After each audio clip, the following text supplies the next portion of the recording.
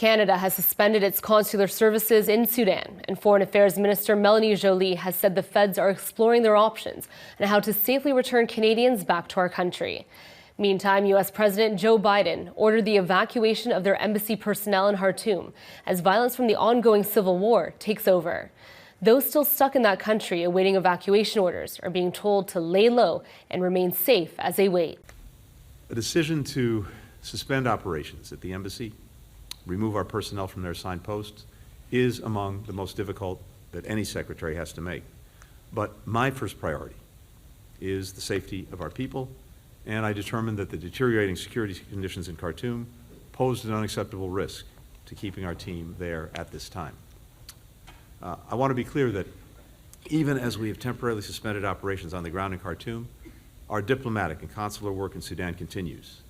Indeed, in just the last 36 hours since the embassy evacuation operation was completed, we've continued to be in close communication with U.S. citizens and individuals affiliated with the U.S. government to provide assistance and facilitate available departure routes for those seeking to move to safety via land, air, and sea. Because I know there are a lot of Canadians very concerned about the situation in Sudan, particularly people who have friends or relatives who are there in this very, very difficult situation.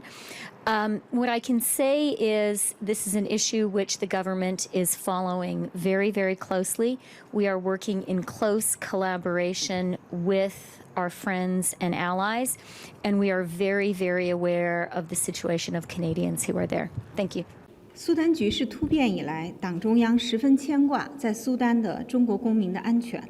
外交部第一时间启动了领事保护应急机制，会同各部门、地方政府以及驻苏丹和周边国家的使领馆，与各方密切沟通协调，全力维护在苏丹中国同胞的安全，并制定了撤离转移方案。目前，外交部已经派出工作组赴前方开展工作，第一批人员已经安全撤至苏丹邻国。外交部和驻苏丹使馆再次提醒在苏丹的中国公民密切关注使馆发布的通知提醒，及时报备个人信息，保持通讯联络畅通。Given the rapidly deteriorating security situation, the government took the difficult decision to evacuate all British embassy staff and their dependents to fulfil our duty to protect our staff as their employer. This highly complex operation was completed yesterday. The operation involved more than 1,200 personnel from 16 Air Assault Brigade, the Royal Marines and the Royal Air Force. Ich bin sehr dankbar für den Einsatz der Bundeswehr im Sudan. Das ist ein gefährlicher Einsatz, aber er ist wichtig, um Bürgerinnen und Bürger unseres Landes und anderer Länder in Sicherheit zu bringen. Und die Operation ist im Gange, wie wir alle wissen.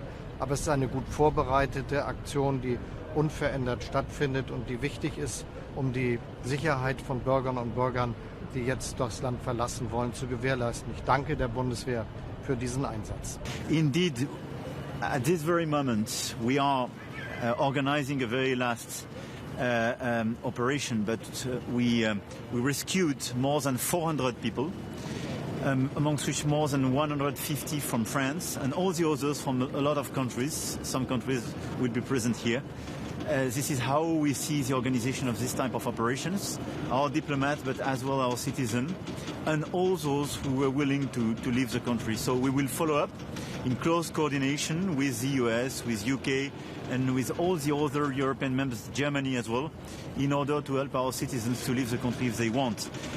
At the same time, I want here to be in full support with President Ruto, with President Gele and the region and African Union for their calls for peace and ceasefire.